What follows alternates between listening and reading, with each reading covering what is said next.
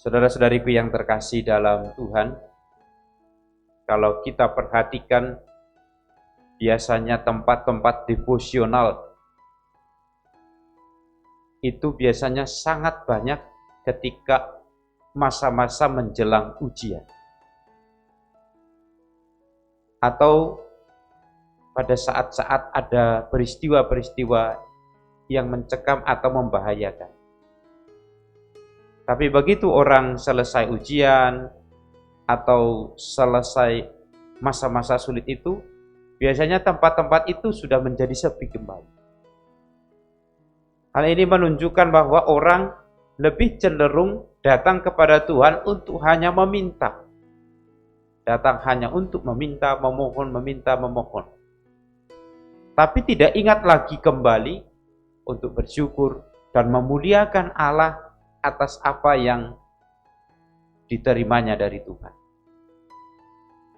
Atau hal-hal lain, misalnya kalau kita perhatikan dalam doa umat atau intensi-intensi, lebih banyak orang meminta intensi itu untuk keperluan dirinya, memohon sesuatu yang dia butuhkan. Paling 1, 2, 3, yang setelah kemudian memohon apa yang dia minta, lalu datang untuk mengucap syukur atas apa yang diterimanya. Saudara-saudariku yang terkasih, kalau kita baca dalam Injil yang tadi diwartakan kepada kita, sangat jelas Yesus menunjukkan bahwa orang yang bersyukur justru datang diungkapkan dari orang asing. Ada 10 orang yang disembuhkan, ditahirkan dari sakit kusta ketika mereka mengalami rahmat dari Tuhan. 10 orang ini ketika mengharapkan kesembuhan itu berteriak dengan mantap, dengan sangat memohon. Yesus, Guru, kasihanilah kami.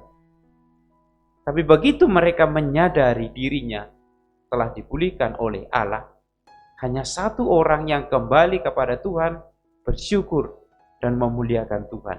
Dan itu adalah orang Samaria, yang sesungguhnya adalah seorang asing, bukan dari orang-orang yang harusnya bersyukur mengalami rahmat itu. Maka saudara-saudariku yang terkasih, bersyukur itu ternyata bukan hanya orang yang beriman, yang kemudian kita yang mengatakan beriman, yang kemudian punya rasa bersyukur. Kadang-kadang orang asing yang mengalami rahmat di dalam hidupnya mengungkapkan syukur itu dalam hidup.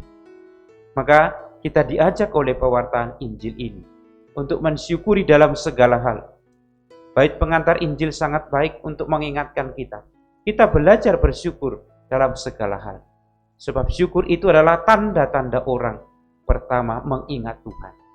Kalau kita hanya mengingat Tuhan ketika kita dalam keadaan susah, tapi tidak mengingat Tuhan dan memuliakan kita ketika kita dalam keadaan mujur ataupun setelah mengalami rahmat, kita tiada ubahnya dengan orang-orang kusta yang diceritakan dalam Injil yang tidak kembali untuk bersyukur. Maka kita belajar mensyukuri hal-hal kecil agar rahmat-rahmat dan keselamatan yang besar akan kita peroleh dalam hidup kita.